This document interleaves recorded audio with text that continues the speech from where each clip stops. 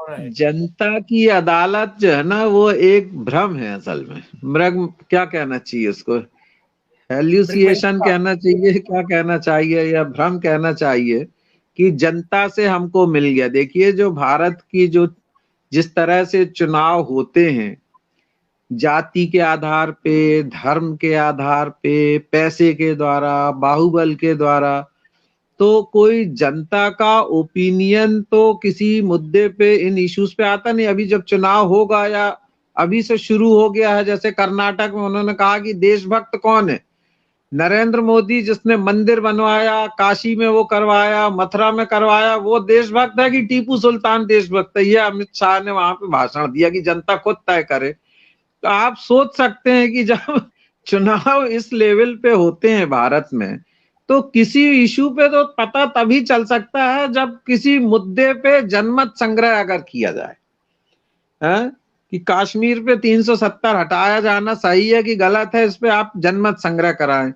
नोटबंदी गलत है या सही है, बड़े सवाल पे आप जनमत संग्रह कराएं, तब पता चलेगा कि जनता क्या चाहती। चुनाव के फैसले इन सवालों के बारे में जनता का निर्णय नहीं करते, क्योंकि ये सवाल कभी सेंटर स्टेज पे चुनाव कैंपेन में होते नहीं है।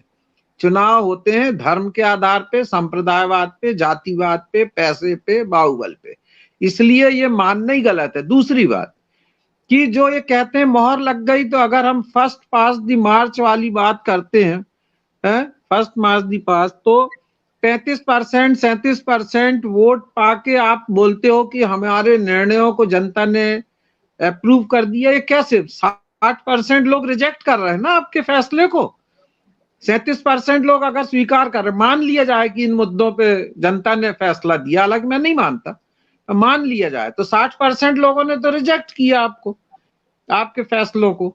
तो आप कैसे ये कहते हैं कि जो है जनता ने हमारे फैसलों को मोहर लगा दी?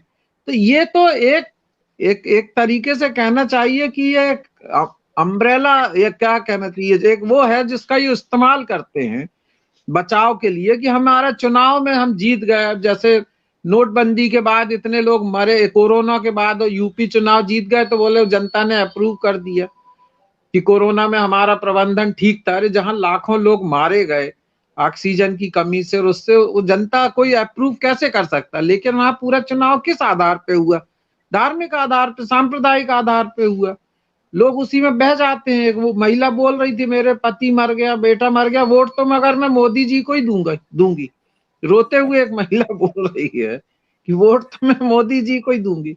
तो रियल इश्यूज तो चुनाव में होते ही नहीं है ना। इकोनॉमिक इश्यूज और जो सोशल इश्यूज हैं वो तो लंबे समय से वो तो मार्जिनलाइज्ड हो गए, इसलिए कभी भी उसका वो नहीं होते।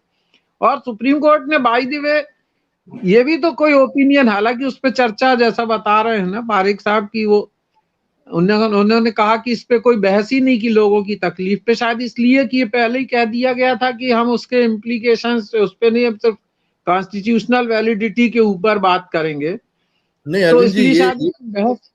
ये जो आप बात कर रहे हैं ना, ये बहुत जरूरी है। इसलिए क्योंकि हमेशा ये होता है कि लोगों की जो तकलीफ परेशानियां होती हैं, क्योंकि नहीं नहीं, संविधान आप के सही अंदर कह रहे हैं, मतलब मैं तो नहीं, आपकी आपकी आप बात। मेरे को हाँ, मुझे वो कह रहे हैं, लेकिन मैं आपको यही बता रहा हूँ कि ये बात, ये पूरे जजमेंट के अंदर, और जब भी हम बात करते हैं ये आनी चाहिए। ये कई आनी बार आप चाहिए, कहते बिल्कुल सही। हैं भाई लॉ। आखिर हाँ ultimately everything is for the public, for हाँ, द करेक्ट। पीपल। कानून बोलते हैं पब्लिक के लिए है।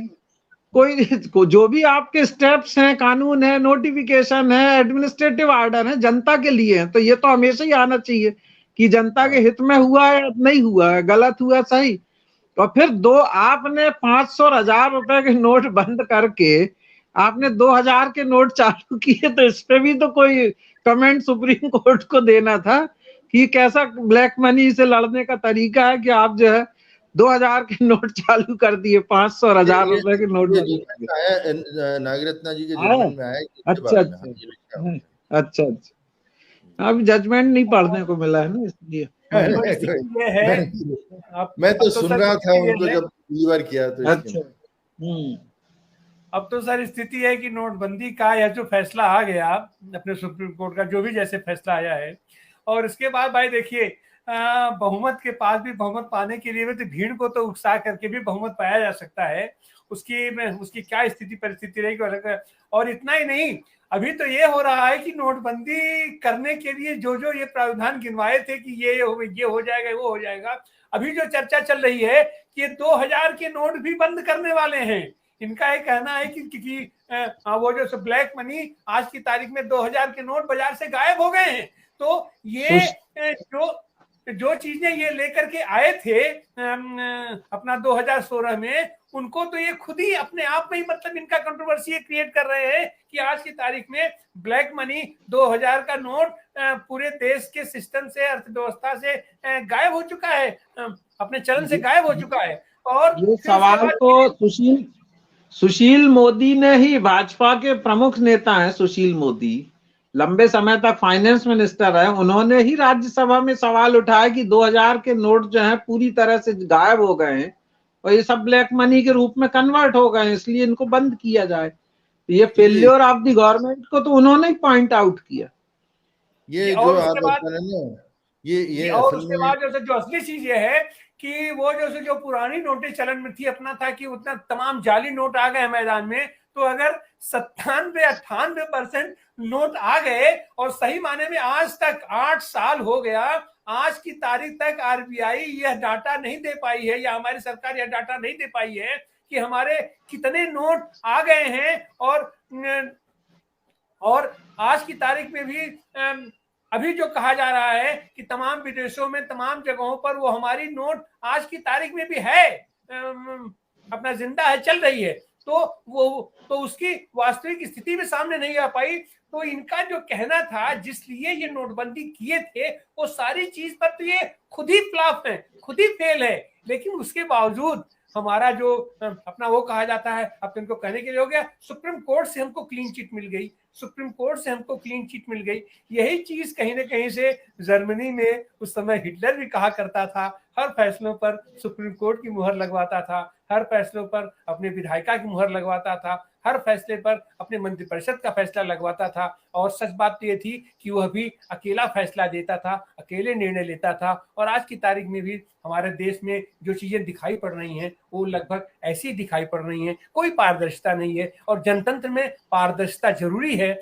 जनतंत्र में बहुमत का सम्मान होता है, लेकिन जनतंत्र में अल्पमत का भी सम्मान होना चाहिए, जनतंत्र में अल्पसंख्यक का भी सम्मान होना चाहिए। और यही हमारे जनतंत्र की खूबसूरती है। आज आप सारे साथी हमारे साथ जुड़े, बहुत बहुत धन्यवाद संजय पारिक साहब को, अरविंद श्रीवास्तव जी को।